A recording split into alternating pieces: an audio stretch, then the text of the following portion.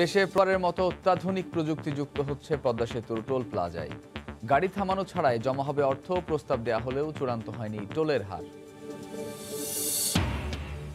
বাংলাদেশ ভারতের অর্থনৈতিক উন্নয়ন অগ্রগতিতে ভূমিকা রাখবে হাসিনা মোদি বৈঠক। মত বিশ্লেষকদের অমীমাংসিত ইস্যু সমাধানে আলোচনা অব্যাহত রাখার পরামর্শ। কয়েক মাস যে তুষারপাত হবে তার প্রস্তুতি নিচ্ছেন সবাই। তুষার ঝড়ে বিপর্যস্ত নিউ ইয়র্ক, জমেছে 40 ইঞ্চি পর্যন্ত বরফ। করোনার টিকাদান কর্মসূচি ব্যাহত।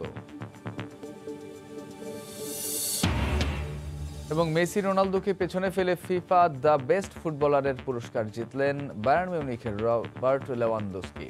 সেরা গোলরক্ষক ম্যানুয়েল নয়ার।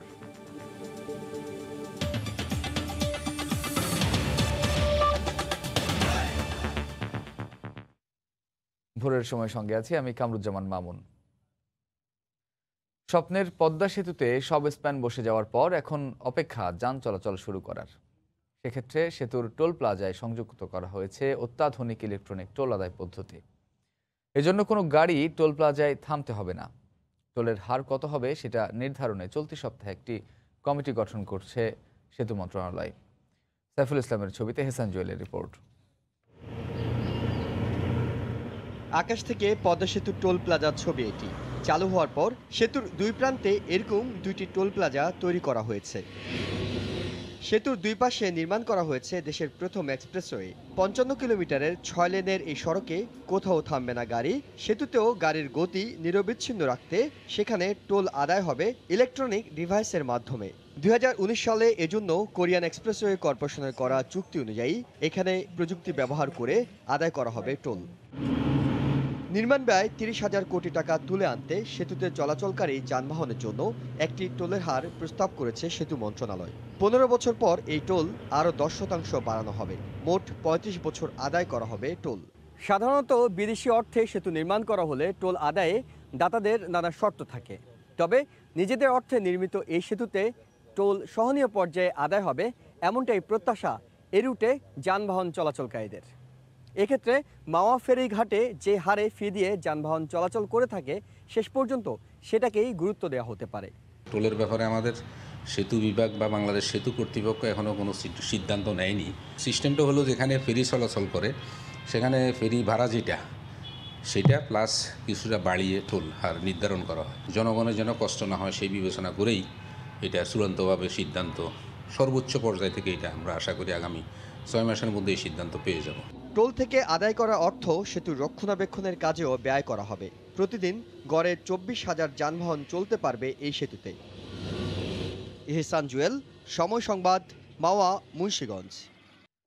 হাসিনা মোদি ভার্চুয়াল বৈঠকের পর সংবাদ সম্মেলনে পররাষ্ট্রমন্ত্রী বললেন, তিস্তা চুক্তি না হওয়ায় হতাশ বাংলাদেশ, তবে সব কলঙ্ক ঘুচিয়ে সুন্দর সম্পর্ক এগিয়ে নিতে আশাবাদী বলেও জানান মন্ত্রী। দুই দেশের প্রধানমন্ত্রী পর্যায়ে ভার্চুয়াল বৈঠক শেষে বৃহস্পতিবার দুপুরে রাষ্ট্রীয় অতিথি ভবন পদ্মায় এক প্রেস ব্রিফিংয়ে মন্ত্রী জানান, সীমান্তে প্রাণঘাতী অস্ত্রের ব্যবহার বন্ধে নির্দেশনা দেবেন বলে জানিয়েছেন মোদি। ভারত বাংলাদেশ কূটনৈতিক আদান প্রদানে জনগণের প্রত্যাশার তালিকায় সবসময় সবার উপরে থাকে তিস্তা চুক্তি। দুই দেশের মধ্যে সারা বছর আলোচনার যোগসূত্র থাকলেও অমীমাংসিত ইস্যুগুলো চূড়ান্ত সিদ্ধান্ত হয় শীর্ষ পর্যায়ের বৈঠকেই। তাই প্রত্যাশা আর প্রাপ্তির হিসেব মেলাতে প্রধানমন্ত্রী পর্যায়ের বৈঠকের দিকে চেয়েছিল সবাই। হয়েছে, চাহিদার তালিকাটা লম্বা, সে তুলনায় কতটুকু প্রাপ্তি ঘটল সেটা জানাতে দুপুরে সংবাদ মাধ্যমের মুখোমুখি পররাষ্ট্রমন্ত্রী। আমরা আমাদের যত ধরনের ভারতের সাথে সমস্যা আছে সবগুলো আমরা তুলে ধরেছি। আপনারা জানেন যে ভারতের সাথে আমাদের সম্পর্ক অত্যন্ত উষ্ণ হওয়ার ফলে আমরা বিভিন্ন রকম বড় বড় সমস্যা সমাধান করেছি আলোচনার মধ্যে। এবারও তিস্তা চুক্তি নিয়ে কোনো প্রস্তাবনা আসেনি। হতাশা লুকাতে পারেননি পররাষ্ট্রমন্ত্রীও। বললেন, অভিন্ন অন্যান্য নদীর ইস্যুতেও বাংলাদেশ প্রস্তাব রেখেছে দ্রুত নদী কমিশনের বৈঠকের। আমাদের আরো কয়েকটি নদীর সেই বিলি বন্টন নিয়ে প্রশ্ন আছে, আমরা সেইগুলো তুলেছি। মাননীয় প্রধানমন্ত্রী সেইগুলো ভারতের দৃষ্টি আকর্ষণ করেছেন। এমন একটি জেআরসির মিটিং এর জয়েন্ট আপনার রিভার কমিশনের মিটিং এর তাড়াতাড়ি করার জন্য আহ্বান জানিয়েছেন। সীমান্তে হত্যা সহ নানা সংকট ঘুচিয়ে দুই দেশের সুন্দর সম্পর্ক এগিয়ে নিতে আশাবাদী বলেও জানালেন মন্ত্রী। আমরা বাংলাদেশি লোক, আমাদেরও ফ্রাস্ট্রেট করে, তবে আমরা বিশ্বাস করি এবং আজকেও মাননীয় ভারতের প্রধানমন্ত্রী আবার অঙ্গীকার করেছেন যে নো লিথাল ওয়েপন ওখানে ব্যবহৃত হবে। আমরা তাদের অবশ্যই বিশ্বাস করতে চাই। আমরা সবসময় আশাবাদী। আমরা চাই না যে একজন লোক এই বর্ডারে মারা যাক। আনফরচুনেটলি এই ইনসিডেন্টসগুলো আপনার সময় সময় হয়ে আমাদের দুই দেশের যে এত সুন্দর সম্পর্ক সেইখানে একটা কলঙ্ক তৈরি করে। আমরা এই কলঙ্ক চাই না, আমরা আমাদের সুন্দর সম্পর্কটা চাইছি। করোনা মহামারীতে 3 কোটি ডোজ টিকা দিয়ে সহযোগিতার পাশাপাশি সম্প্রতি নিরাপত্তা পরিষদে অস্থায়ী সদস্যপদ পাওয়া ভারত রোহিঙ্গা ইস্যুতেও বাংলাদেশের পক্ষে কাজ করার প্রতিশ্রুতি দিয়েছে। 6টা নদীর কথা জিজ্ঞেস। ইহসান জুয়েল, সময় সংবাদ, ঢাকা। এর আগে গতকাল সকালে গণভবন থেকে বাংলাদেশের প্রধানমন্ত্রী ও নয়াদিল্লি থেকে যুক্ত হন নরেন্দ্র মোদী। প্রতিবেশী হিসেবে বাংলাদেশকে সর্বোচ্চ প্রাধান্য দেওয়ার কথা জানিয়ে মোদী করোনা ভ্যাকসিন সহায়তার ক্ষেত্রেও দুই দেশের সম্পর্ককে আরও দৃঢ় বলে আখ্যা দেন। এ সময় শেখ হাসিনা বলেন, মহামারীকালে অর্থনৈতিক অগ্রযাত্রায় ভারতকে পাশে চায় বাংলাদেশ। কথা ছিল মুজিব বর্ষের আনুষ্ঠানিকতায় সশরীরে ঢাকায় এসে যোগ দেয়ার। মহামারীর বাধায় সেটি ভেস্তে গেলেও এবার ডিজিটাল মাধ্যমে বৈঠকে বসলেন ভারত ও বাংলাদেশের প্রধানমন্ত্রী। দিল্লির জ্ঞান হায়দ্রাবাদ বেলা 11:30টায় দুই দেশের প্রধানমন্ত্রী প্রথমবারের মতো অংশ নিলেন শীর্ষ পর্যায়ের ভার্চুয়াল সামিটে। এতে গণভবন থেকে যোগ দেন শেখ হাসিনা ও নয়াদিল্লি থেকে যুক্ত ছিলেন নরেন্দ্র মোদী। আনন্দ, মুক্তি এবং উদযাপন। বৈঠকের শুরুতেই নরেন্দ্র মোদী বলেন, বাংলাদেশকে যথেষ্ট গুরুত্ব দিয়ে দেখছে ভারত। ভ্যাকসিন সহায়তাও গভীর সম্পর্কেরই দৃষ্টান্ত। किस कठिन समय में भारत और बांग्लादेश के बीच अच्छा सहयोग रहा। वैक्सीन के क्षेत्र में भी हमारे बीच अच्छा सहयोग चल रहा है। প্রতিউত্তরে সরকার প্রধান শেখ হাসিনা বলেন, ভারতের সঙ্গে বন্ধুত্ব এখন যুগান্তকারী অধ্যায়ে। সময় এখন অর্থনৈতিক উন্নয়নে দ্বিপক্ষীয় সুযোগ কাজে লাগানোর। আমাদের অর্থনীতি ঊর্ধ্বমুখী প্রবৃদ্ধির ধারা বজায় রাখতে সক্ষম হয়েছে। বিদ্যমান সহযোগিতামূলক ঐক্যমতের সুযোগ নিয়ে আমাদের অর্থনীতিকে আরও সংহত করে বৈশ্বিক এবং আঞ্চলিক ভ্যালু চেইন আরও সমৃদ্ধ করতে পারে। দুদেশের কূটনৈতিক সম্পর্কের 50 বছর বড় মাইলফলক উল্লেখ করে প্রধানমন্ত্রী শেখ হাসিনা স্বাধীনতার সুবর্ণ জয়ন্তীতে ঢাকায় আসার আহ্বান জানান নরেন্দ্র মোদীকে। আপনার উপস্থিতি আমাদের যৌথ উদযাপনের গৌরবময় স্মৃতি স্মরণীয় করে রাখবে। এর আগে দুদেশের মধ্যে জ্বালানি, সামাজিক উন্নয়ন, কৃষি সহ সহযোগিতামূলক 7টি সমঝোতা স্মারকে সই করে ঢাকা নয়াদিল্লি। দেবাশিস রায়, সময় সংবাদ, ঢাকা। চিলাহাটি হলদিবাড়ি রেলপথে আপাতত পণ্যবাহী ট্রেন চলাচল শুরু হলেও আগামী বছর 26শে মার্চ থেকে যাত্রী বহনও শুরু হবে। 55 বছর পর এই রেলযাত্রাকে কেন্দ্র করে উচ্ছ্বাসের ঢেউ আছড়ে পড়ে উত্তরের সীমান্ত বন্দর চিলাহাটিতে। রতন সরকারের রিপোর্ট, ছবি তুলেছেন শাকিল মাহমুদ। চিলাহাটি রেল স্টেশনে আবার সীমান্ত পারের হুইসেল বেজে উঠল 55 বছর পর। তুমুল করতালি আর উল্লাসধ্বনির মধ্য দিয়ে নীলফামারীর চিলাহাটি থেকে ভারতের হলদিবাড়ির উদ্দেশ্যে পণ্যবাহী একটি ট্রেন যাত্রা করে ঠিক দুপুর 1:35 একসময়ের ব্যবসা বাণিজ্যের প্রাণকেন্দ্র উত্তরের চিলাহাটি প্রাণচাঞ্চল্য হারিয়ে ফেলে পাক ভারত যুদ্ধের কারণে। এত বছর পর আবার এই রেলপথ চালুর দিনে তাই হাজার মানুষের ভিড়, নতুন করে স্বপ্ন বুনন। আমরা অনেক খুশি, এটা দুই দেশের একটা সেতু বন্ধন হিসেবে কাজ করবে। উত্তরবঙ্গের ব্যবসা বাণিজ্য এবং এখানে রেল যোগাযোগ, দুই দেশের একটা দারুণ সম্পর্ক স্থাপন হবে। দুই দেশের মধ্যে রেলপথ চালু হওয়ায় প্রধানমন্ত্রী শেখ হাসিনার প্রতি কৃতজ্ঞতা জানায় সাধারণ মানুষ। অনেক উন্নতি করবে আমাদের দেশে এবং বিভিন্ন রকম রপ্তানি আমদানিতে সহায়ক হবে। এই প্রকল্পটা বাস্তবায়ন করার জন্য আমাদের প্রধানমন্ত্রী শেখ হাসিনাকে আমি অনেক ধন্যবাদ। আপাতত মালবাহী ট্রেন চালু হলেও 26 মার্চ থেকে যাত্রীবাহী ট্রেন চলাচল শুরু হবে। দুই দেশের মধ্যে শুধু নয়, পর্যায়ক্রমে ভুটান ও নেপালের সঙ্গে ব্যবসা বাণিজ্য সম্প্রসারণ ঘটবে। আমাদের অনেক দিন আশা ভরসা যে এটা চালু হলে পরে একেবারে আর ঢাকা থেকে সোজা উঠে একদম শিলিগুড়ি পৌঁছে দিতে পারবে। আগামী 26শে মার্চ 2021 সাল আমরা ঢাকা থেকে শিলিগুড়ি পর্যন্ত যাতে ট্রেন চলাচল আমরা করতে পারি, তার জন্য আমরা উভয় দেশের আমরা রেল বিভাগ আমরা সেইভাবে প্রস্তুতি গ্রহণ করছি। উত্তর সীমান্তের চিলাহাটি রেল স্টেশন থেকে 32টি ভারতীয় মালবাহী ওয়াগন নিয়ে বাংলাদেশের একটি লোকোমোটিভ ইঞ্জিন মুক্তিরহাট সীমান্ত রেখা অতিক্রম করে। 1947 সালে ভারত পাকিস্তান ভাগের পরও এই পথে রেল যোগাযোগ চালু ছিল। 1965 সালে পাক ভারত যুদ্ধের মধ্য দিয়ে বন্ধ হয়ে যায়। এর 6 বছরের মধ্যে বাংলাদেশ স্বাধীন হলো। স্বাধীন বাংলাদেশের সঙ্গে প্রতিবেশী ভারতের এই রেল যোগাযোগ পুনঃস্থাপনে লেগে গেল 49 বছর। রতন সরকার, সময় সংবাদ, চিলাহাটি, নীলফামারী। মরিশাসের রাজধানী পোর্ট লুইসে বঙ্গবন্ধুর নামে একটি সড়কের উদ্বোধন হয়েছে। গতকাল দুপুরে এক ভার্চুয়াল অনুষ্ঠানের মাধ্যমে সড়কের উদ্বোধনী আয়োজনে যোগ দিয়ে প্রধানমন্ত্রী শেখ হাসিনা বলেছেন, সময় এসেছে দুই দেশের সম্পর্ককে এগিয়ে নেয়ার। বঙ্গবন্ধুর স্মৃতিকে সম্মান জানাতে মরিশাসের রাজধানীর একটি প্রধানতম সড়কের নামকরণ করা হয় বঙ্গবন্ধু শেখ মুজিবুর রহমানের নামে।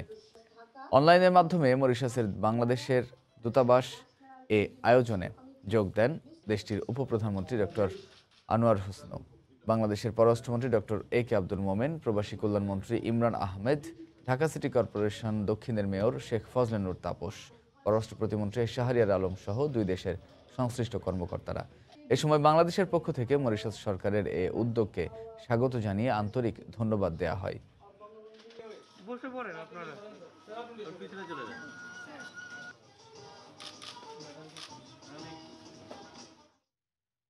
শতবর্ষী গাছে মৌমাছির চাক, একটি বা দুটি নয়, চারদিকে ঝাঁকে ঝাঁকে উড়ে বেড়াচ্ছে মৌমাছি।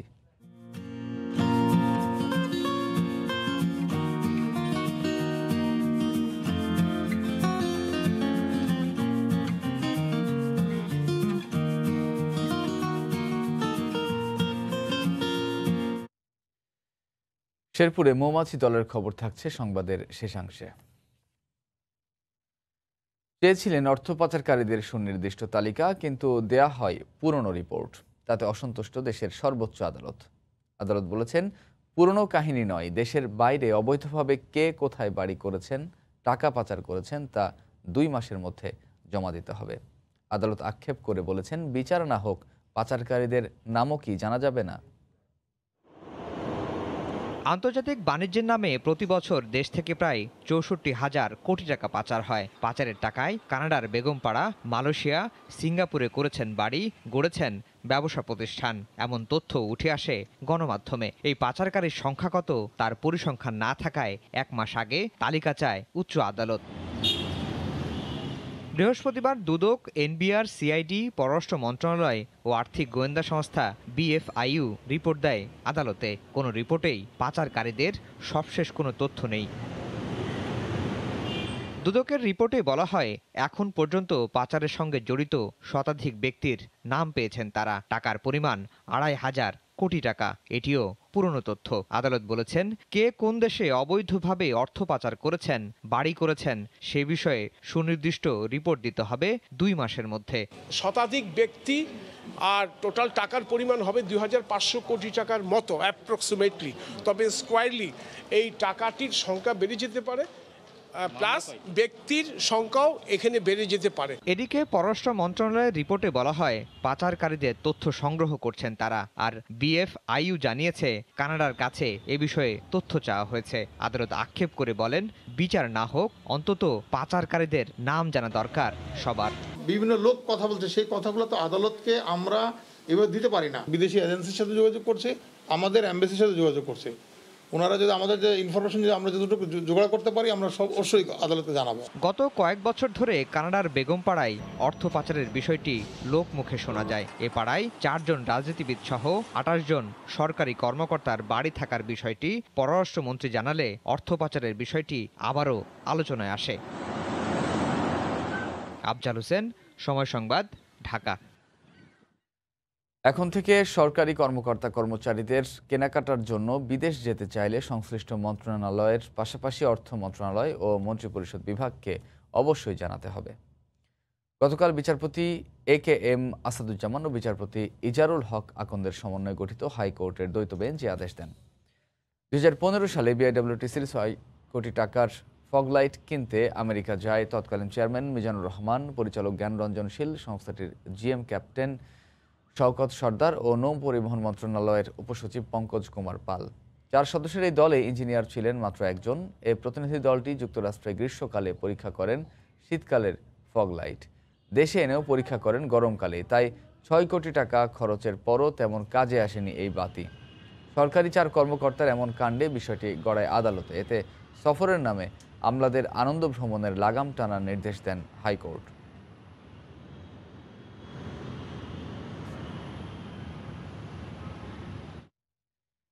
বৃহস্পতিবার সকালে রিট করা হয়, আমলে নেন আদালত। তারপরও অভিযান চালিয়ে গুঁড়িয়ে দেওয়া হয় রাজধানীর সুন্দরবন মার্কেটের বেশ কিছু অংশ। উচ্ছেদে 3 মাসের নিষেধাজ্ঞা দিয়ে দক্ষিণ সিটির ভূমিকায় ক্ষোভ জানিয়েছেন হাইকোর্ট।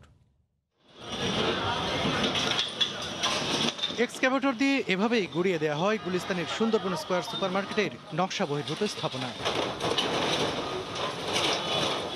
এর আগে বৃহস্পতিবার সকালেই হাইকোর্টে সুন্দরবন স্কয়ার সুপারমার্কেটে উচ্ছেদ বন্ধে রিট করা হয়। এ বিষয়ে দক্ষিণ সিটি কর্পোরেশনকে অবহিত করেন রিটকারী আইনজীবী। তারপরও দুপুর 12টায় শুরু হয় অভিযান। মেহর মোয়াদের ট্রেড লাইসেন্স দিয়েছে, ভাড়া রিসিট কাটছে, সব কিছু করার পরে যখন আমাদের লাস্ট 6 লাখ করে টাকা নিছে, ট্রেড লাইসেন্স যখন দিছে আমরা জানি এই দোকানগুলো বৈধ, আর অবৈধ হওয়ার কিছুই নাই। আমরা আসলে পথে বসা ছাড়া আমাদের উপায় নেই।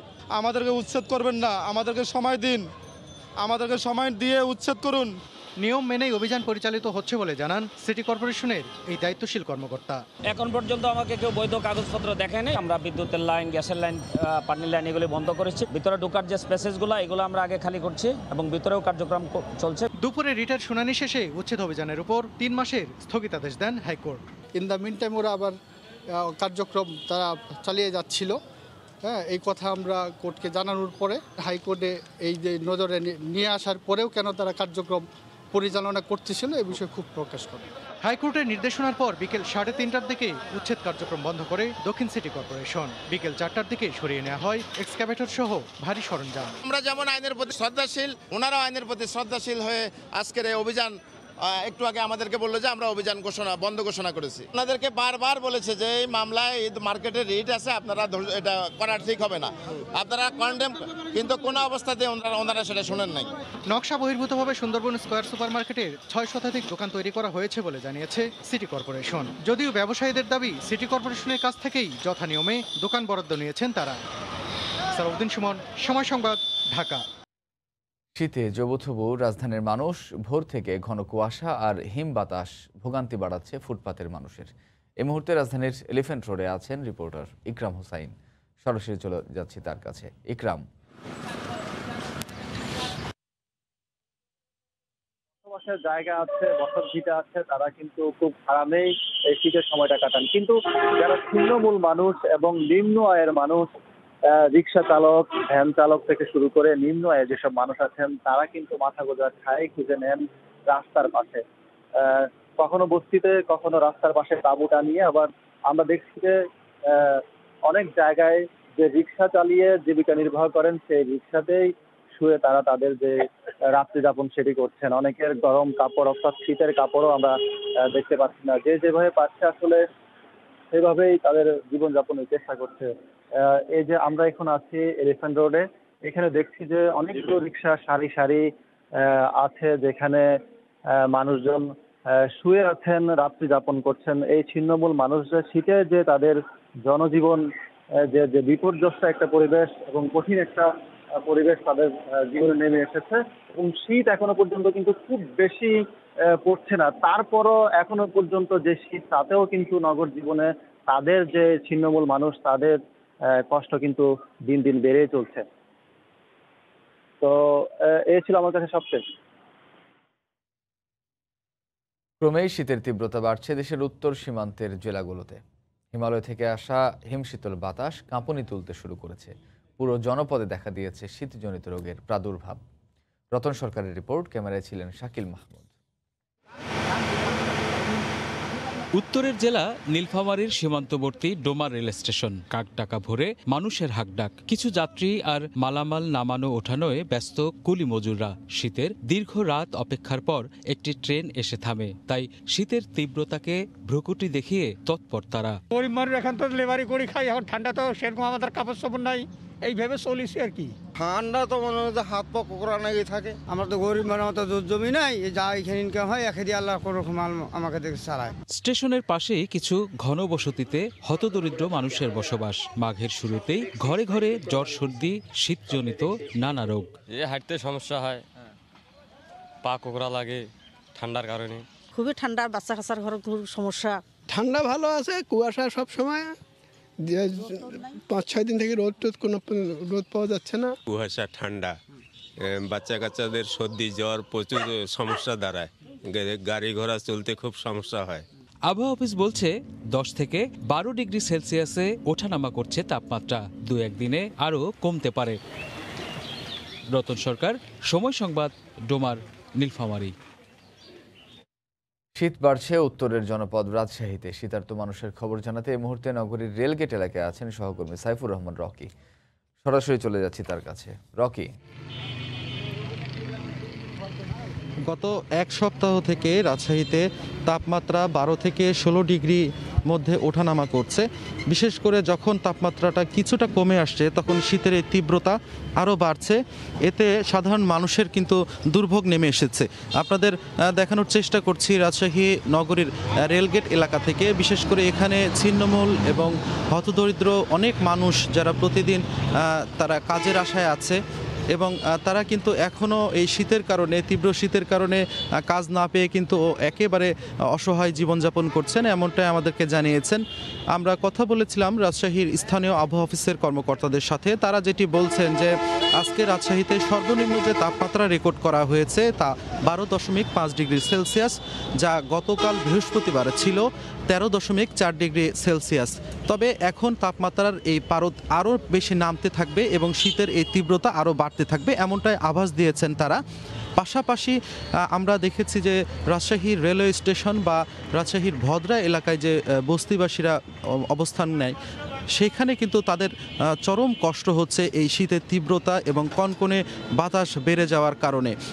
আজকে যদিও এখন পর্যন্ত কোনো ধরনের কুয়াশার আবির্ভাব দেখা যাচ্ছে না, তবে কিন্তু কুয়াশা না থাকার ফলে কনকনে ঠান্ডা বাতাস কিন্তু আছে। এই কারণে বেশি শীত অনুভূত হচ্ছে, এমনটাই সাধারণ মানুষেরা জানিয়েছেন। পাশাপাশি রাজশাহী নগরীর যে বিভিন্ন বিপণী বিতানগুলো রয়েছে সেই বিপণী বিতানগুলোতে কিন্তু মোটা পোশাকের বেচাকেনা কিন্তু বেড়ে গেছে, সেখানেও দাম বেশির অভিযোগ করেছেন ক্রেতারা।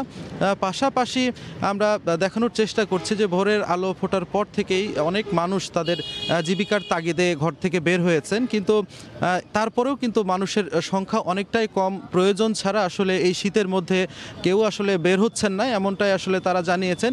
বিশেষ করে এই শীতে সবচেয়ে বেশি যে দুর্ভোগে পড়েছেন সেটি হচ্ছে বৃদ্ধ এবং শিশুরা, এবং তারা কিন্তু এই ঠান্ডাজনিত রোগে আক্রান্ত হয়ে রাজশাহী মেডিকেল কলেজ হাসপাতালে গত এক সপ্তাহে 500-এরও বেশি রোগী ভর্তি হয়েছে এবং তাদের চাপ সামলাতে গিয়ে কিন্তু চিকিৎসকদের হিমশিম খেতে হচ্ছে, এমনটাই তারা বলছেন।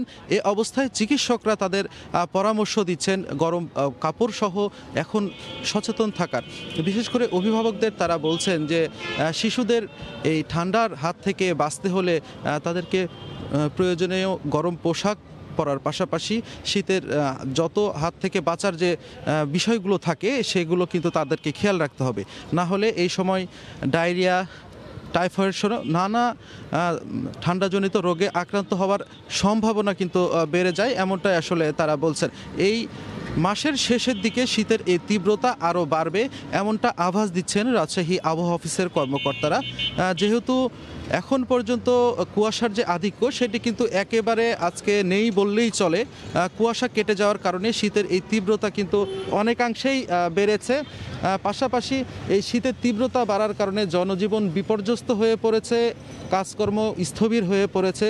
তো এই ছিল আমার কাছে রাজশাহী থেকে শীতের সর্বশেষ খবর। মামুন। শীত বাড়ছে উত্তরের জনপদ রাজশাহীতেও, সে খবর জানাতে যোগ দিয়েছিলেন সহকর্মী সাইফুর রহমান রকি। কনকনে ঠান্ডায় একটু উষ্ণতার জন্য আগুন পোহানোর আদিম রেওয়াজ অনেক সময়ই হয়ে উঠছে প্রাণঘাতী। বিশেষ করে শীত এলেই বেড়ে যাচ্ছে শিশুদের এভাবে দগ্ধ হওয়ার হার।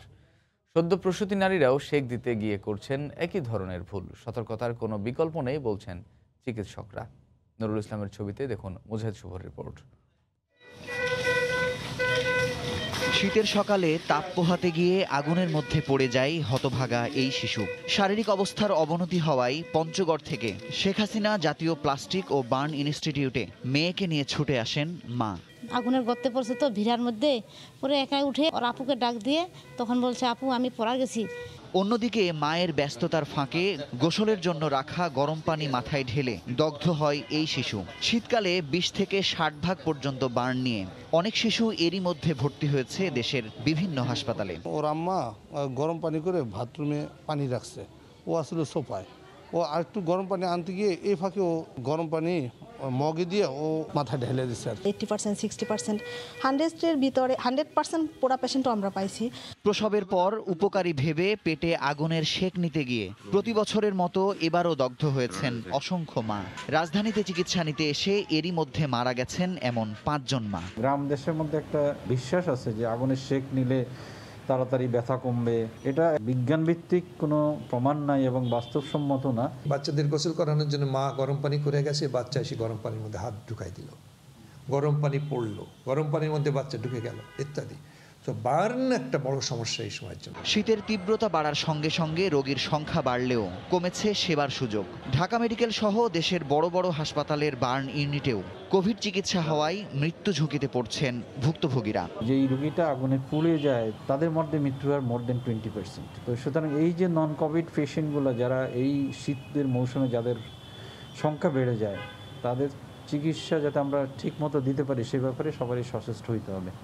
শীতের তীব্রতা থেকে রক্ষা পেতে যেয়ে উল্টো আগুনে পুড়ে মৃত্যুর শিকার হচ্ছেন অসংখ্য মানুষ। শীত মৌসুমে এই আগুনে পড়ার সংখ্যা বেড়ে যায় 60% পর্যন্ত।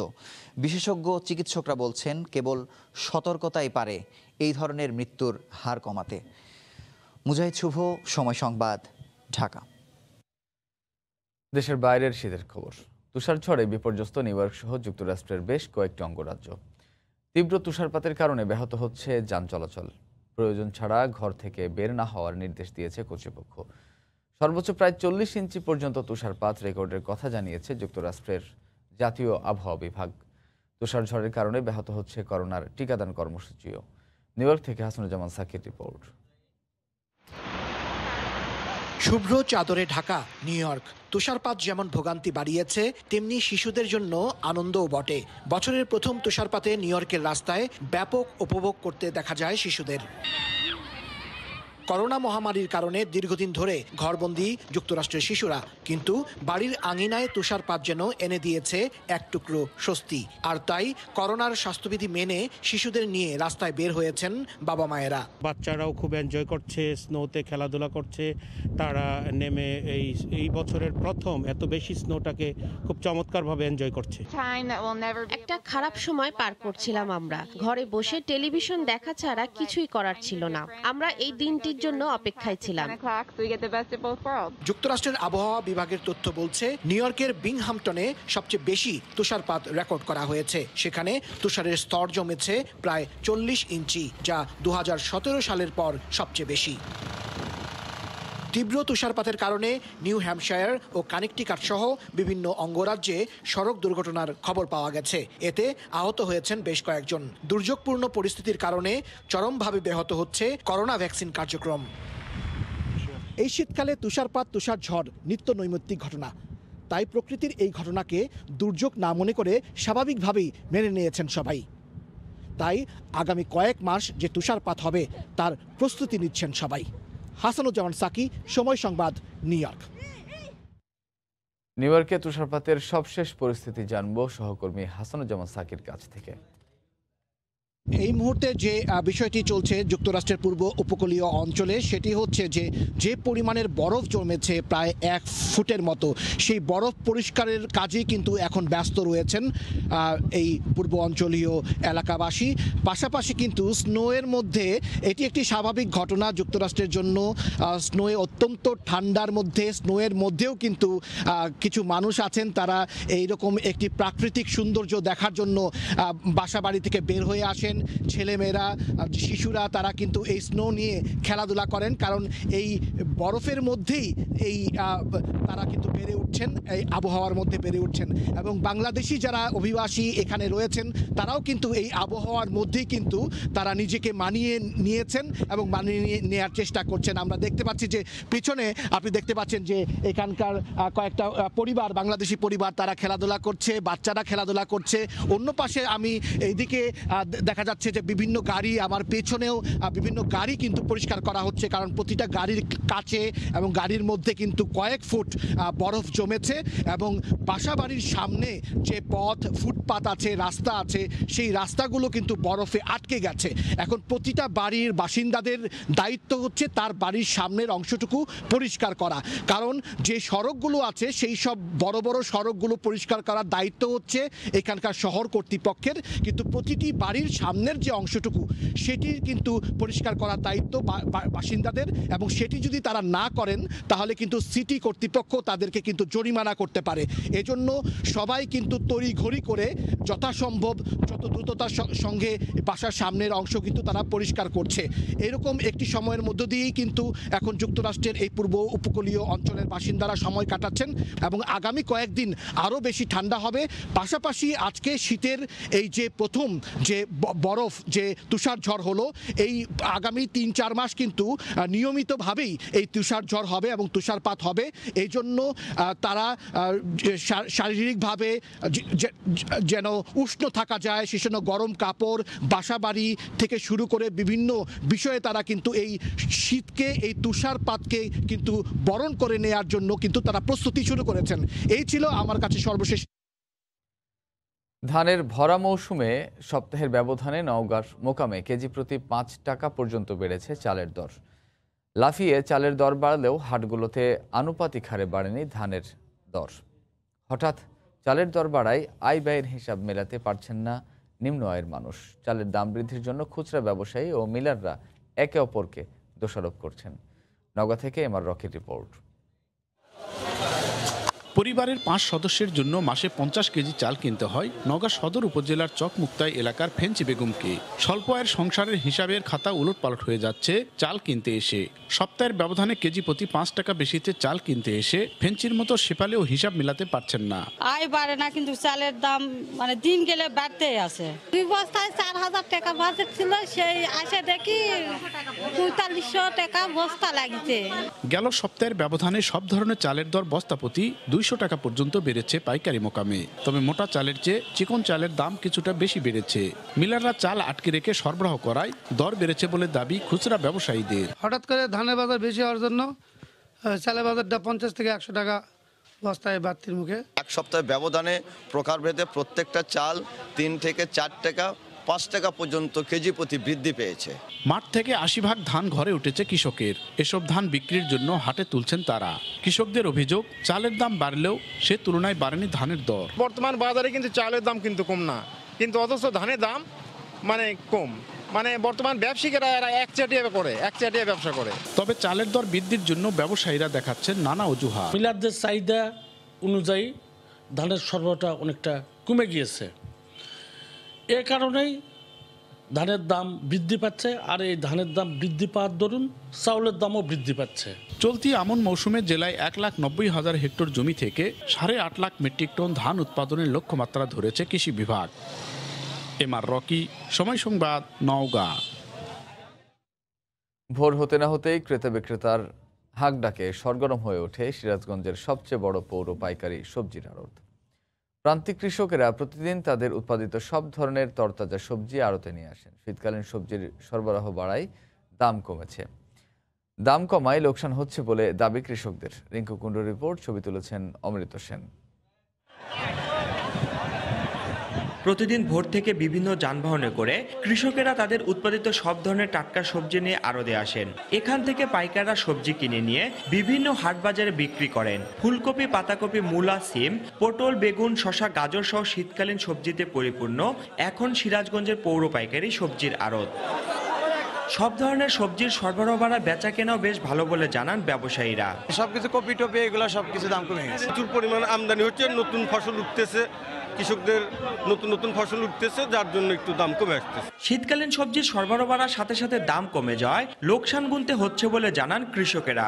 কাঁচামালের অবস্থা খুবই খারাপ। ফুলকপি, পাতাকপি যারা আবাদ করছে তাদের কৃষকের প্রচুর পরিমাণ লসের আইটেম আছে। কৃষকের এবার চালানোটা খুবই কঠিন। আবাদ করছি, সার দিছি, আমার এটা বেচতেছি একটা কামড়া দাম 400-500 টাকা, কই 2 টাকা পড়তেছে না। পৌর পাইকারি সবজির এই আড়তের দোকান রয়েছে 100টি।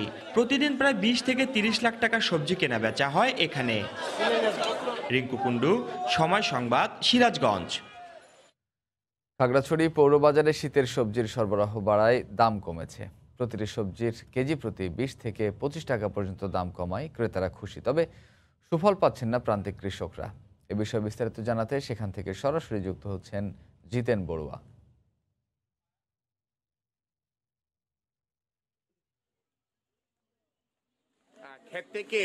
ক্ষেত থেকে তোলা সবজি বিক্রির জন্য ভোর থেকে খাগড়াছড়ি পৌর প্রধান বাজারে নিয়ে আসে চাষিরা বিভিন্ন সবজি। সকালের আলো বাড়ার সাথে সাথে ক্রেতা বিক্রেতাদের হাকডাক ভরে ওঠে খাগড়াছড়ি পৌর বাজারের সবজি পাইকারি বেচা কেনার আড়ত।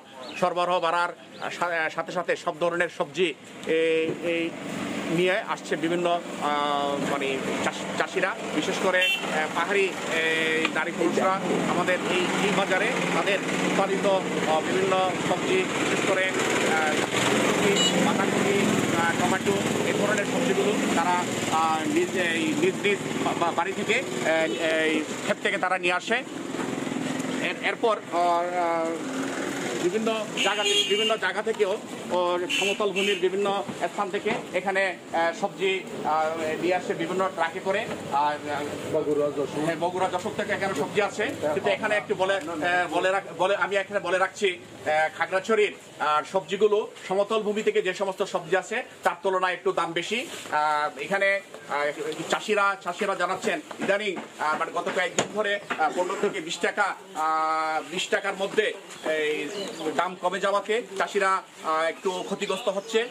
কেননা পাইকাররা বলছে তাদের যে সবজি কিনছে তারা সেই সবজিগুলো মানে প্রয়োজনীয় ক্রেতা সরবরাহ বেশি, ক্রেতা এবং পাইকার না থাকার কারণে তারা সবজিগুলো জমিয়ে রাখছে, ফলে সবজি নষ্ট হয়ে যাওয়ার ভয়ে তারা একটু দাম বাড়িয়ে দিয়েছে। এদিকে আড়তদাররা বলছেন খাগড়াছড়িতে প্রচুর সবজি এখন সরবরাহ হচ্ছে। এর মধ্যে আলু 55 টাকা করে, মূলা 20 টাকা, বেগুন 30 টাকা, সিম 40 টাকা, ফুলকপি 40 টাকা, বাঁধাকপি 40 টাকা, শসা 40 টাকা, গাজর 60 টাকা, লতি 50 টাকা, বরকটি 70 টাকা, লাউ প্রতিটি 40 থেকে 50 টাকা ধরে বিক্রি হচ্ছে। সবজি সরবরাহ বাড়ার সাথে সাথে খাগড়াছড়ির যে বাজার আছে এই বাজারের মানে সংকুলন হচ্ছে না। মানে আড়তদাররা বলছে বাজারটাকে আরো সম্প্রসারণ করার জন্য তারা তাদের দাবি জানিয়েছেন। এদিকে ক্রেতারা জানাচ্ছেন মানে বাজারে পাইকারি সবজির দাম কম হলেও তারা খুচরা মূল্যে কিন্তু সবজি একটু বেশি মূল্যে তারা কিনছে। খাগড়াছড়ির পৌর বাজারে বেড়েছে শীতকালীন সবজির আমদানি। সে খবর জানাতে খাগড়াছড়ি থেকে যোগ দিয়েছিলেন সহকর্মী জিতেন বড়ুয়া। নওগাঁর পাইকারি আড়তে মাছের দাম কেজি প্রতি 20 টাকা বেড়েছে। প্রতিকূল আবহাওয়ায় সরবরাহ কমেছে মাছের, দর বাড়ায় কিছুটা লোকসান কাটিয়ে ওঠার আশা করছেন চাষিরা। নওগাঁ থেকে এমআর রকের রিপোর্ট। রুই, কাতল, শোল, বোয়াল, ট্যাংরা, শিং, মাগুর, কই, চিতল সহ বিভিন্ন মাছ কেনাবেচার হাঁকডাকে সরব সান্থার পাইকারি আড়ত। শীতের প্রতিকূল আবহাওয়া উপেক্ষা করে পুকুর জলাশয় থেকে ধরা মাছ ভোর সকালে সান্থার পাইকারি আড়তে তুলছেন চাষিরা। তবে গেল কদিন পর মাছের দর বৃদ্ধি পাওয়ায় লোকসান কাটিয়ে ওঠার স্বপ্ন দেখছেন তারা। সপ্তাহের ব্যবধানে প্রকারভেদে সব মাছের দর কেজিতে বেড়েছে 20 টাকা পর্যন্ত। মাছের বেচা কিনা বেশি চলতেছে, আগে এত মাছের দাম ছিল না। মাছের দাম একটু বেশি, যে রুই ছিল 140, সেটা এখন 160-65, যে কাতল ছিল 210, 190। আবহাওয়ার কারণে সরবরাহ কমায় প্রভাব পড়েছে মাছ বেচা কিনায়। শীতের কারণে একটু আমদানি কম, আর বেশ কিছুদিন থেকে বাজার খারাপ যাচ্ছে। এই বাজার খারাপ যাওয়ার কারণে আমদানিটা কম হচ্ছে, আজকে একটু বেশি দাম। সান্তার আড়তে প্রতিদিন জেলার রানীনগর, আত্রাই ও বগুড়ার আদমদিঘি উপজেলার চাষিরা মাছ বিক্রি করতে নিয়ে আসেন। এমআর রকি, সময় সংবাদ, নওগাঁ। মুন্সিগঞ্জের মাওয়া মৎস্য আড়তে বেড়েছে ইলিশের সরবরাহ। হরেক রকম তাজা মাছের বেচাকেনাও জমজমাট। এ বিষয়ে বিস্তারিত জানাতে সেখান থেকে সরাসরি যুক্ত হচ্ছেন সহকর্মী নাসির উদ্দিন উজ্জ্বল। পারে কিন্তু মাছের মেলা বসেছে এখানে। ইলিশ ছাড়াও কিন্তু আইড়, বোয়াল, রুই, রিটা, পাঙ্গাস, কই, শিঙে ভরে গেছে পুরো এই মাছের আড়ত। এবং এই যে কনকনে শীত, কুয়াশা উপেক্ষা করে কিন্তু হাজারো ক্রেতা বিক্রেতার পদচারণা চলছে এখানে এবং হাঁকডাক করে কিন্তু এইখানে মাছ বিক্রি হচ্ছে। একেবারে পদ্মা সেতুর পাদদেশেই এই হাটের অবস্থান। আর এই পদ্মায় যে পাশেই কিন্তু সারি সারি মাছের নৌকা, এই মাছের নৌকাগুলো কিন্তু নোঙ্গর করা মাত্রই এখানে মাছে ভরে যাচ্ছে পুরো আড়ত এবং আড়তে এই মাছগুলো আসার পত্র কিন্তু হুমড়ি খেয়ে পড়ছে সেখানে ক্রেতারা। এবং আপনারা দেখছেন যে আমি যেখানে দাঁড়িয়ে আছি তার পাশেই কিভাবে মাছের পসরা সাজানো হয়েছে।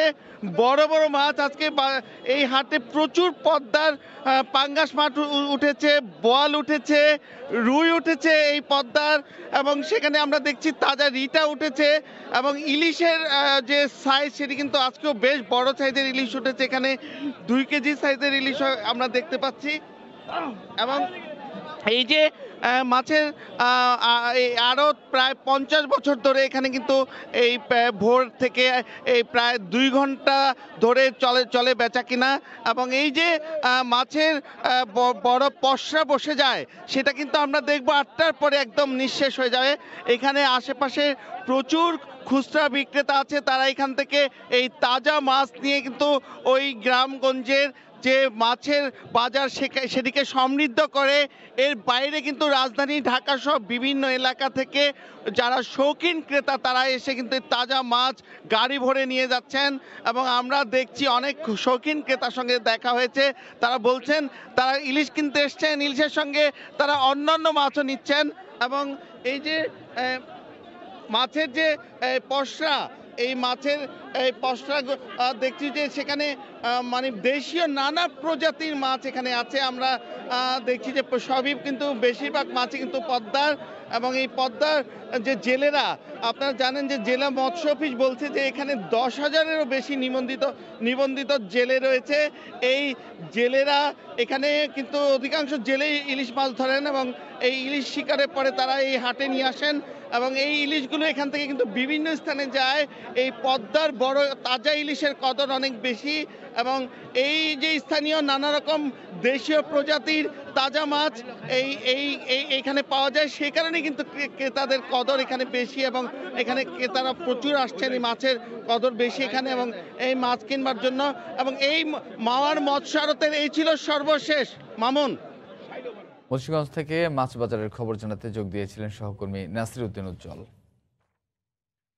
বিজয় দিবস উপলক্ষে দেশের বিভিন্ন জেলায় মুক্তিযোদ্ধা এবং তাদের পরিবারের সদস্যদের সম্মাননা প্রদান করা হয়েছে। গতকাল বিকেলে রাজবাড়ীতে 72 জন মুক্তিযোদ্ধাকে সংবর্ধনা দেওয়া হয়। জেলা পুলিশের আয়োজনে পুলিশ লাইন্সে এই সংবর্ধনা অনুষ্ঠানের আয়োজন করা হয়। এতে জেলার 72 জন বীর মুক্তিযোদ্ধা এবং শহীদদের পরিবারকে সম্মাননা এবং উপহার সামগ্রী তুলে দেওয়া হয়। অন্যদিকে চাঁদপুরেও 69 জন মুক্তিযোদ্ধা এবং তাদের পরিবারের সদস্যদের সম্মাননা দিয়েছে জেলা পুলিশ। অনুষ্ঠানে চাঁদপুর জেলা পুলিশ সুপার মুক্তিযোদ্ধা এবং তাদের সন্তানদের সহায়তায় বিশেষ সেল গঠনের কথা জানান। সুনামগঞ্জের দিরাই পৌরসভা নির্বাচন সামনে রেখে চলছে প্রচারণা। ব্যানার পোস্টারে ছেয়ে গেছে বিভিন্ন এলাকা। সকাল থেকে গভীর রাত পর্যন্ত ঘুরে ভোট প্রার্থনা করছেন মেয়র ও কাউন্সিলর প্রার্থীরা। রাস্তাঘাট উন্নয়ন সহ দিচ্ছেন নানা প্রতিশ্রুতি। আওয়ামী লীগ, বিএনপি ও স্বতন্ত্র সহ বিভিন্ন দল থেকে মেয়র পদের প্রার্থী রয়েছেন 8 জন। পৌরসভায় ভোটার রয়েছেন 21,379 জন। আগামী 28 ডিসেম্বর অনুষ্ঠিত হবে দিরাই পৌরসভা নির্বাচনের ভোট গ্রহণ। রাঙ্গামাটিতে নদীপথে মাদকদ্রব্য পাচারের সময় 2 জনকে আটক করেছে পুলিশ। জব্দ করা হয়েছে ছোট ট্রলার। পুলিশ জানায় গ্রেফতার এড়াতে কর্ণফুলী নদী দিয়ে মাদক পাচার হচ্ছে এমন খবরে কাপ্তাইয়ের মিশন হাসপাতাল সংলগ্ন এলাকায় অভিযান চালানো হয়। সন্দেহ হওয়ায় ইঞ্জিন চালিত ছোট ট্রলারকে থামানোর নির্দেশ দেয় পুলিশ, কিন্তু নির্দেশ অমান্য করে দ্রুত পালানোর চেষ্টা করে মাদক ব্যবসায়ীরা। পরে নদীর থানাঘাট এলাকায় গিয়ে ট্রলারটি জব্দের পর তল্লাশি চালিয়ে 3000 লিটার চোলাই মদ উদ্ধার করে পুলিশ। এ সময় 2 জনকে আটক করা হয়। তাদের বিরুদ্ধে কাপ্তাই থানায় মাদক আইনে মামলা হয়েছে। করোনার মধ্যেও সেন্ট মার্টিনের সৌন্দর্য উপভোগে ছুটে আসছেন পর্যটকরা। এই মুহূর্তে সেখানে আছেন রিপোর্টার রাশেদ লিমন। সরাসরি চলে যাচ্ছি তার কাছে।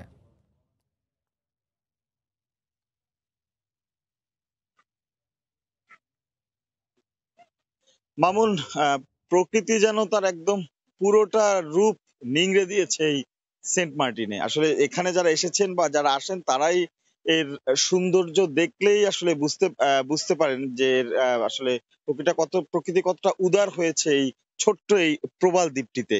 এবং এই দ্বীপটিতে আসলে মানে দেশের একমাত্র যে প্রবাল দ্বীপ বলা হয়।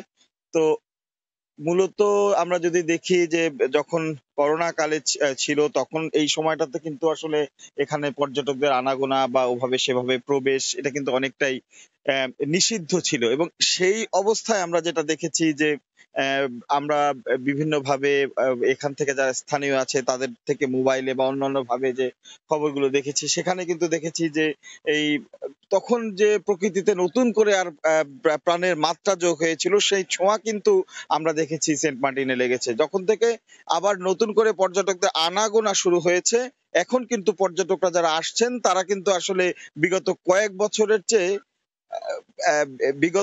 বছরের চেয়ে আরো বেশি সৌন্দর্য, আরো বেশি এর রূপকে দেখতে পারেন, উপভোগ করতে পারেন। আমরা এরই মধ্যে কিন্তু আবার নতুন করে আমরা দেখছি যে কক্সবাজার থেকে যখন এই সেন্ট মার্টিনে কক্সবাজার থেকে সেন্ট মার্টিনে যে নতুন করে আবার ক্রুজ চালু হয়েছে, যে জাহাজটি চালু হয়েছে, তাতে কিন্তু আসলে পর্যটকদের আরো বেশি উৎসাহ বা তাদের আরো এখানে আনাগোনার যে একটি পরিবেশ সেটি কিন্তু আরো তারা বলছেন আরো বেশি হয়েছে। কারণ মূলত কক্সবাজার থেকে টেকনাফ হয়ে যখন তারা এখানে আসতো তাদের কিছুটা বেগ পেতে হতো। এখন যারা আসলে কক্সবাজারে যাচ্ছেন, কক্সবাজারে থাকছেন, তারা কিন্তু আসলে মোটামুটি কক্সবাজার থেকে সকালবেলা রওনা দিয়ে কেউ কেউ কিন্তু আবার রাতের মধ্যে কক্সবাজারে ফিরতেও পারছেন। যে কারণে এখন এই স্বাস্থ্যবিধি মেনে যে পর্যটনের সৌন্দর্যের কথা বলা হচ্ছে বা স্বাস্থ্যবিধি মেনে যারা আসছেন তারা কিন্তু আসলে আমরা দেখতে পাচ্ছি যে মোটামুটি স্বাচ্ছন্দ্যেই এই ঘুরে বেড়াতে পারছেন এই সেন্ট মার্টিন প্রবাল দ্বীপে। এবং এখানের সৌন্দর্য যদি বলি যে প্রবাল দ্বীপ এবং এই প্রবালের পাশাপাশি এখানে মানুষের যে জীবনযাত্রা বা এখানে যে স্থানীয় আছে, জেলেরা আছেন, তাদের যে জীবনযাত্রা সেটিও কিন্তু আসলে অনেক বৈচিত্র্যময়। এখানে যারা জেলেরা রয়েছেন দেখতেই পাচ্ছেন ক্যামেরার ফ্রেমে, এখানে মাছ ধরা ট্রলার গুলো যেভাবে রাখা হয়েছে, এই মাছ ধরা ট্রলার গুলো যেগুলো রয়েছে এগুলোতে করে কিন্তু জেলেরা খুব ভোরে উঠে একদম সেই গভীর সমুদ্রে চলে যায় এবং তারা কিন্তু বিকাল দুপুর বা কিংবা সন্ধ্যা নাগাদ ফিরে আসে। এবং যখন ফিরে আসে তখন মাছ ভর্তি করে ট্রলার নিয়ে ফিরে আসেন। এবং স্থানীয় যে এখানে যে একটি বাজার রয়েছে, ছোট্ট একটি মাছের আড়ত রয়েছে, এখানেও কিন্তু আমরা দেখেছি যে যারা রয়েছেন তাদের সেখানে কিন্তু আসলে যে মাছের একটি বিকিকিনি শুরু হয় তখনও কিন্তু এইখানটায়, কারণ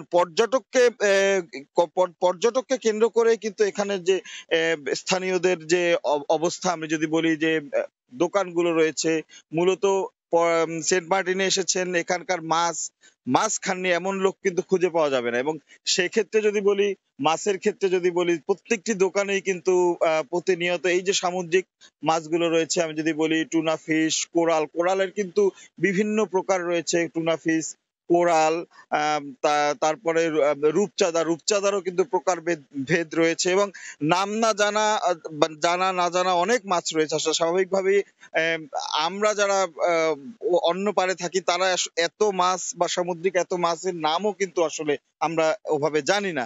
এই মাছগুলো কিন্তু এখানে খুব সুন্দরভাবে পাওয়া যায়, মাছগুলো প্রসিদ্ধ এবং খেতেও সুস্বাদু। এবং পর্যটকরা যারা আসেন তারা কিন্তু এই হোটেল রেস্তোরাঁ গুলোতে এই মাছগুলো বিভিন্ন ভাবে ভেজে বা বিশেষ করে এখানে যে প্রচলিত যে বিষয়টি আছে যে বারবিকিউ করে, অর্থাৎ মাছকে পুড়িয়ে খাওয়ার মধ্যে একটি আনন্দ রয়েছে এবং স্বাদও রয়েছে। এবং এখানকার যারা রয়েছেন অর্থাৎ এই রেস্তোরাঁ গুলোতে তারাও কিন্তু এইসব বিষয়ে খুব সিদ্ধহস্ত প্রসিদ্ধ। তারাও কিন্তু এইসব রান্নার ক্ষেত্রেও বা এগুলো প্রসেস করে রান্নার ক্ষেত্রেও কিন্তু তারা বেশ সিদ্ধহস্ত। যে কারণে আসলে পর্যটকদের কিন্তু এই দৃষ্টিনন্দন এই দৃশ্যগুলো উপভোগ করার পাশাপাশি এই বিষয়গুলোর প্রতিও কিন্তু তাদের বেশ আগ্রহ রয়েছে। আমি যদি একটু প্রবাল দ্বীপটা আসতে পারি, এই যে সেন্ট মার্টিনের আমরা এখন মূল বিচটা যে সেই বিচটায় রয়েছি এবং এখানকে দেখতেই পাচ্ছেন যে প্রবালগুলোকে কেন্দ্র করে পর্যটকদের একটা ভিড় চলে আসে। যদিও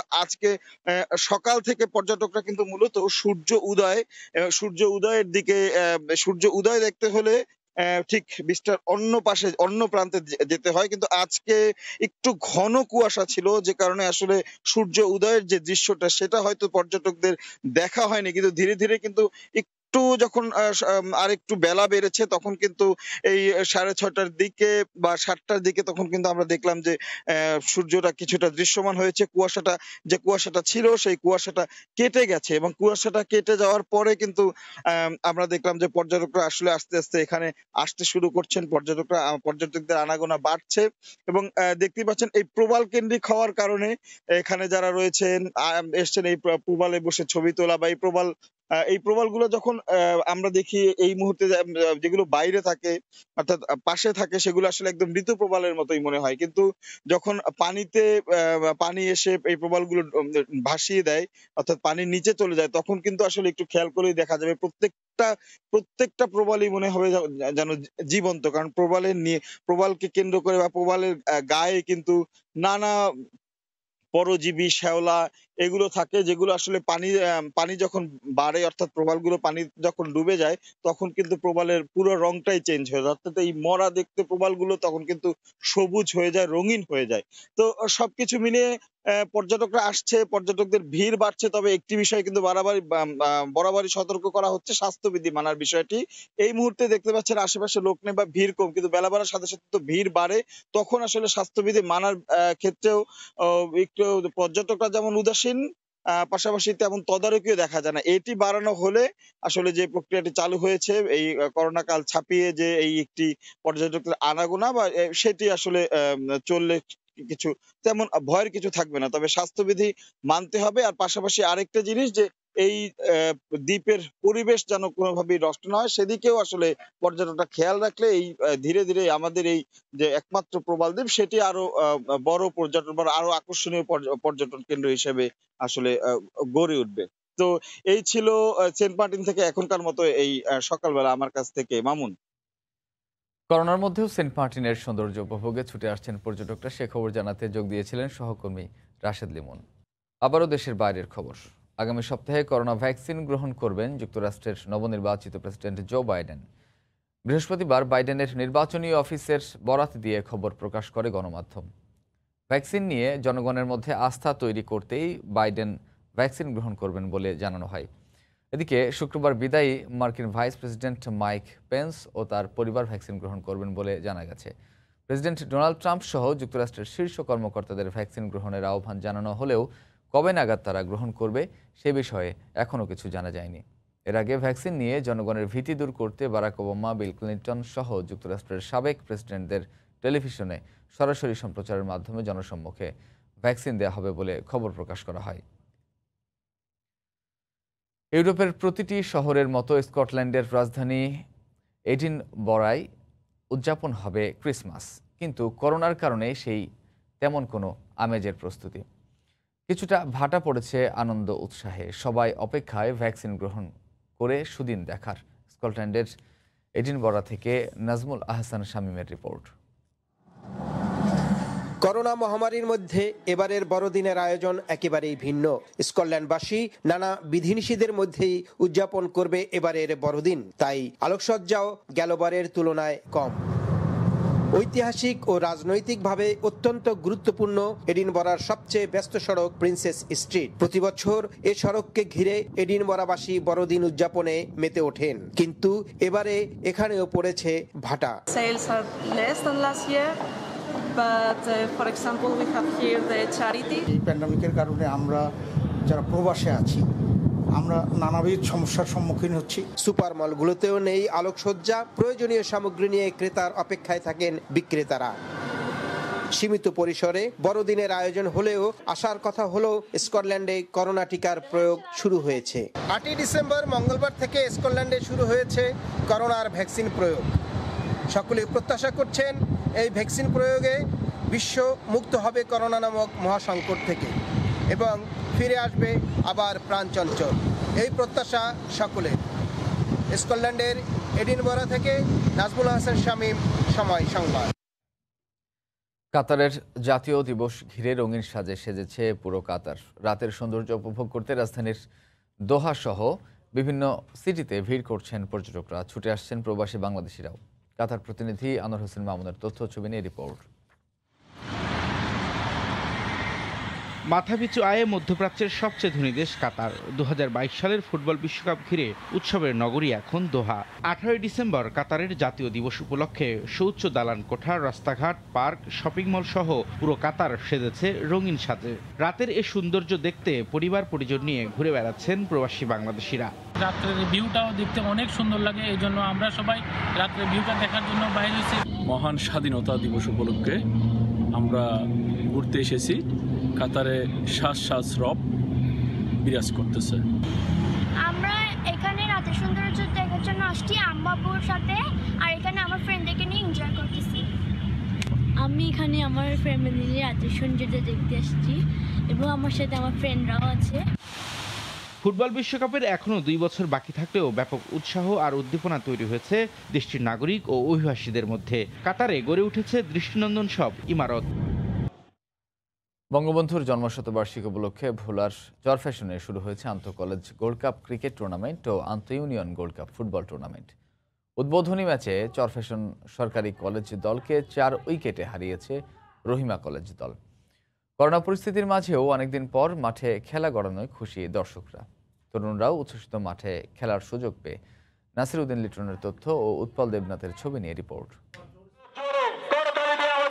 ভোলার চরফ্যাশনের টিবি স্কুল মাঠে বঙ্গবন্ধুর জন্ম শতবার্ষিকী উপলক্ষে মাঠে গড়িয়েছে আন্তঃ college gold cup cricket tournament ও আন্তঃ union gold cup football tournament. উদ্বোধনী ম্যাচে প্রথমে ব্যাট করে চরফ্যাশন সরকারি কলেজ দল। 12 ওভারে 6 উইকেট হারিয়ে স্কোরবোর্ডে 89 রান তোলে তারা। জবাবে ব্যাট করতে নেমে 10 ওভার 2 বলে 6 উইকেট হারিয়ে লক্ষ্যে পৌঁছে যায় রহিমা ইসলাম দল। এ সময় তৈরি হয় উৎসব মুখর পরিবেশ। করোনার মাঝেও এমন আয়োজন স্বাগত জানান দর্শকরা। দুর্যোগের মাঝেও মাঠে ফিরতে পেরে উচ্ছ্বসিত ক্রিকেটাররাও। দীর্ঘদিন ধরে আমরা মাঠের বাইরে ছিলাম এই করোনাকালীন, ঠিক আছে, আমাদের এই টুর্নামেন্ট আয়োজন করার জন্য আমরা এখন মাঠে ফিরছি। আমাদের এই জায়গায় খেলাধুলা আরো উদ্বুদ্ধ হবে এই টুর্নামেন্টটা হওয়াতে আমরা আরো গর্বিত। প্লেয়াররা মাঠমুখী হয়েছে, আমরা দর্শকরা মাঠে খেলা দেখার সুযোগ পেয়েছি। এলাকার সর্বস্তরের জনগণের মধ্যে একটা আনন্দঘন পরিবেশের সৃষ্টি হয়েছে। বঙ্গবন্ধুর জন্ম শতবার্ষিকীতে তরুণদের মাঠে ফেরাতেই হয়েছে এমন আয়োজন। এই খেলাধুলার মাধ্যমে বাংলাদেশে মাদক মুক্ত, সন্ত্রাস মুক্ত, দুর্নীতি মুক্ত তরুণ প্রজন্ম আরও তড়িৎ গতিতে সারা বিশ্বের সাথে তাল মিলিয়ে বাংলাদেশ এগিয়ে যাবে, ইনশাল্লাহ আমরা আশাবাদী। খেলোয়াড়দের এগিয়ে নিতে ব্যবস্থা নেওয়ার আশ্বাস দিয়েছেন ক্রীড়া প্রতিমন্ত্রী। আমরা প্রতিটি উপজেলা একটি করে মিনি স্টেডিয়াম করছি। এই বছর প্রায় 186টি উপজেলা মিনি স্টেডিয়াম আমরা নির্মাণ করছি। এই কার্যক্রমগুলো আমরা যদি করে দিতে পারি, প্রতিটি উপজেলায় এগুলো এই ধরনের স্থাপনা আমরা তৈরি করতে পারি, তাহলে আমাদের খেলাধুলাগুলোকে আমরা আরো বেশি প্রসার করাতে পারবো। বঙ্গবন্ধুর জন্ম শতবার্ষিকী উপলক্ষে আয়োজিত এই টুর্নামেন্টে উপজেলার 8টি কলেজ ও 19টি ইউনিয়ন অংশগ্রহণ করছে।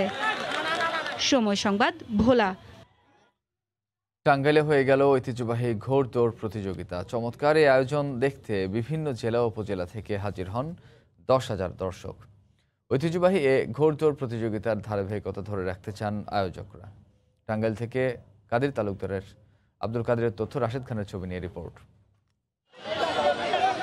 টাঙ্গাইলের নাগরপুরে সকাল থেকেই উৎসবের আমেজ। করোনার কারণে অনেকদিন ধরে ঘরবন্দি মানুষ। সারাদিন মাঠে ঘাটে মুক্ত বাতাসে ঘুরে বেড়ানো মানুষগুলোর জীবনে আনন্দের উপলক্ষ আসেনি গেল কয়েক মাস। তাদের জীবনে একটু আনন্দ দিতে আয়োজন করা হয় ঘোড়দৌড়ের। দুপুর থেকেই দূর দূরান্ত থেকে আসতে শুরু করেন হাজারো মানুষ। ঘোড়দৌড় উপলক্ষে স্থানীয় ব্যবসায়ীরাও নানা রকম খেলনা ও খাবারের পসরা সাজিয়ে বসেন। পুরো এলাকা জুড়েই বসে মিলন মেলা। মেলা উপলক্ষে আত্মীয় স্বজনরাও বেড়াতে আসেন একে অপরের বাড়িতে। এমন আয়োজন প্রতি বছর করার দাবি জানান দর্শকরা। দূর দূরান্ত থেকে আমাদের যারা আত্মীয় স্বজন আছে সবাই আমাদের বাড়িতে এসে থাকে, বাড়িতে এসে থেকে এই দিনটার জন্য অপেক্ষা করে। ছোটবেলা থেকে দেখতেছি এখানে ঘোড়াদৌড় হয়, আমার খুব ভালো লাগে। অনেক ভালো লাগতেছে। আমার নানুর বাড়ির এলাকা ছোট সময় থেকে আসি, দেখি আমি চাই আরো ভবিষ্যতে হোক আর বড় হোক। এর চেয়েও প্রাণবন্ত করে যেন এই ঘোড়দৌড় প্রতিযোগিতা অংশগ্রহণ করতে পারে সেটার আশাবাদ রাখছি। বিভিন্ন জেলা ও উপজেলা থেকে আসা প্রতিযোগীরাও আয়োজকদের আয়োজনে বেশ সন্তুষ্ট। সুন্দর লাগতেছে, আল্লাহ খুব ভালো দৌড় দেওয়া হয়েছে, খুব সুন্দর, এমন সুন্দর কোথাও হয় না। বিভিন্ন এলাকায় আমি ঘোরা দৌড়তে যাই, চটডাঙ্গায় এসে আমার খুব ভালো লাগছে ঘোরা দৌড়ে। এই জায়গায় ঘোরা দৌড় চ্যাম্পিয়ন হয়েছি, খুব ভালো লাগতেছে। আয়োজকরা জানান গেল 83 বছর ধরে এই আয়োজন হয়ে আসছে, আগামীতেও এই ধারাবাহিকতা বজায় রাখা হবে। আমরা ঐতিহ্যবাহী এই চটডাঙ্গা 83 বছর ধরে এই ঘোরা দৌড় অনুষ্ঠিত হচ্ছে। এইতে তারই ধারাবাহিকতায় আমরা প্রতি বছরের ন্যায় মহান বিজয় দিবসে 16 ডিসেম্বর আমরা এই ঘোরা দৌড় দিয়ে থাকি। আগামীতে আমরা দিব ইনশাল্লাহ, প্রতি বছর জন্য আমরা দিতে পারি, এই আমাদের প্রত্যাশা। ঘোড়দৌড় প্রতিযোগিতায় অর্ধশতাধিক ঘোড়া নিয়ে প্রতিযোগীরা অংশগ্রহণ করেন। সময় সংবাদ, টাঙ্গাইল। শেরপুরের সীমান্তে 2টি গাছে ও একটি বিদ্যালয় ভবনে চাক বেঁধেছে মৌমাছির দল। একটি বা দুটি নয়, মৌমাছিরা বেঁধেছে প্রায় 300টি চাক। আর এসব চাক দেখতে ভিড় করছেন পর্যটক ও স্থানীয় উৎসুক জনতা। উপজেলা প্রশাসন বলছে মৌচাক থেকে কেউ যেন মধু আহরণ ও মৌমাছিদের বিরক্ত না করে, এজন্য প্রয়োজনীয় ব্যবস্থা নেওয়া হয়েছে। তবে শ্রীবর্দী উপজেলায় বিদ্যালয় ভবনটির মৌমাছির চাক ব্যবস্থাপনা কমিটি বিক্রি করে দিয়েছে। শেরপুর থেকে শহীদুল ইসলাম হিরার পাঠানো তথ্য ছবি নিয়ে রিপোর্ট। একটি দুটি নয়, ঝাঁকে ঝাঁকে উড়ে এসে অস্থায়ী ঘর বেঁধেছে লাখ লাখ মৌমাছি, অনেকটাই বিরল দৃশ্য। শেরপুর জেলার ঝিনাইগাতি সীমান্তবর্তী গারো পাহাড়ের গজনী অবকাশ কেন্দ্র। এখানকার একটি শতবর্ষী গাছে 75টি চাক বেঁধেছে মৌমাছির দল। আরেক জায়গায় শ্রীবর্দীর কর্ণজোড়ায় সড়কের পাশে প্রায় 200 ফুট উঁচু একটি চাপা কাঁঠাল গাছেও 150টি চাক বেঁধেছে। শুধু তাই নয়, একই উপজেলার বালিজুরি উচ্চ বিদ্যালয়ের ভবনে মৌমাছি চাক বেঁধেছে 69টি। স্কুল বন্ধ থাকলেও এই মৌমাছির চাকগুলো মধু আহরণের জন্য ব্যবস্থাপনা কমিটি বিক্রি করে দিয়েছে। গাছ দুটির শাখা প্রশাখা জুড়ে শুধু মৌচাক আর মৌচাক। শ্রমিক মৌমাছিরা বুনো ফুল থেকে মধু সংগ্রহ করে চাকে এনে জমা করছে, তাই চাক ঘিরে আকাশে ঘুরে বেড়াচ্ছে লাখ লাখ মৌমাছি, আর পুরো এলাকা জুড়ে ছড়িয়ে পড়ছে ভো ভো শব্দ। এই দৃশ্য দেখতে ভিড় করছে উৎসুক মানুষ। অনেকদিন আগের পুরাতন গাছ, 100 বছরের উপরে হবে। প্রতি বছরই এরকম মৌমাছির চাক হয়, 100-র উপরে হয়। যখন মধু হয় তখন এই চাকের মধ্যে ছু মারে, তখন মানুষের কামড়ায়। গাছটা আমরা পোহর দিই, বন বিভাগে আঙুর পোহর দেওয়ার পোহর দিয়ে আমরা পাড়তে দিই না কাহ। পর্যটকরা জানালেন এর আগে অন্য কোথাও একসাথে এতগুলো মৌচাক দেখেননি। আকর্ষণ বেড়েছে ভ্রমণ পিপাসুদের কাছে। অনেক ভালো লাগলো, আমরা এখানে বেড়াইতে আসছি, ঘুরতে আসছিলাম। এই চাকগুলো আমরা দেখে আমরা নিজেরাও অবাক যে এত চাক একটা গাছে হইতে পারে। সবাই মৌচাক দেখে খুবই আনন্দিত হচ্ছে এবং এটা আমাদের প্রাকৃতিক সৌন্দর্যকে আরো বৃদ্ধি করেছে। এদিকে সবাইকে সচেতন থাকতে পরামর্শের পাশাপাশি মৌচাক থেকে কেউ যেন মধু আহরণ ও মৌমাছিদের বিরক্ত না করে, এই জন্য প্রয়োজনীয় ব্যবস্থা নেওয়ার কথা জানিয়েছে উপজেলা প্রশাসন। এটাকে যাতে কেউ নষ্ট করতে না পারে, যাতে কেউ বিরক্ত না করে, এবং যাতে এরকম সবসময় মৌমাছিরা যাতে আসে, আমরা এটা সবাইকে নিয়ে এটা রক্ষা করার চেষ্টা করব। প্রতি বছর শীতে দল বেঁধে মৌচাক গজনী অবকাশ কেন্দ্র ও শ্রীবর্দী উপজেলার কর্ণঝোড়া সড়কের পাশে চাপা কাঁঠাল গাছে বাসা বাঁধলেও এবার তা ভিন্ন। একটি গাছে এতগুলো মৌচাক এর আগে দেখেননি স্থানীয়রা। এসব মৌমাছি ডাচ জাতের বন মৌমাছি বলে পরিচিত। এরা সংঘবদ্ধভাবে এক জায়গায় থাকতে ভালোবাসে। সময় সংবাদ, শেরপুর। ভোরের সময়ের শীর্ষ সংবাদ জানিয়ে দিচ্ছি আরেকবার। পদ্মা সেতুতে টোল দিতে থামতে হবে না কোনো গাড়িকে। স্বয়ংক্রিয় ইলেকট্রনিক ডিভাইসের মাধ্যমে আদায়, চূড়ান্ত হয়নি টোলের হার। তিস্তা চুক্তি অধরা থাকলেও অর্থনৈতিক উন্নয়নে ভূমিকা রাখবে হাসিনা মোদি বৈঠক। মত বিশ্লেষকদের অমীমাংসিত ইস্যু সমাধানে সুদূর প্রসারী পরিকল্পনার তাগিদ। আগামী কয়েক মাস যে তুষারপাত হবে তার প্রস্তুতি নিচ্ছেন সবাই। কয়েক ফুট পুরু বরফের চাদরে ঢাকা নিউ ইয়র্ক। রাস্তায় শিশুদের উচ্ছ্বাস, যান চলাচল থমকে যাওয়ায় ব্যাহত করোনা টিকাদান। এবং মেসি রোনালদোকে পেছনে ফেলে ফিফা দ্য বেস্ট ফুটবলারের পুরস্কার জিতলেন বায়ার্ন মিউনিখের রবার্ট লেভানডস্কি। সেরা গোলরক্ষক ম্যানুয়েল নয়ার। এই ছিল ভোরের সময়, সঙ্গে থাকুন সময়।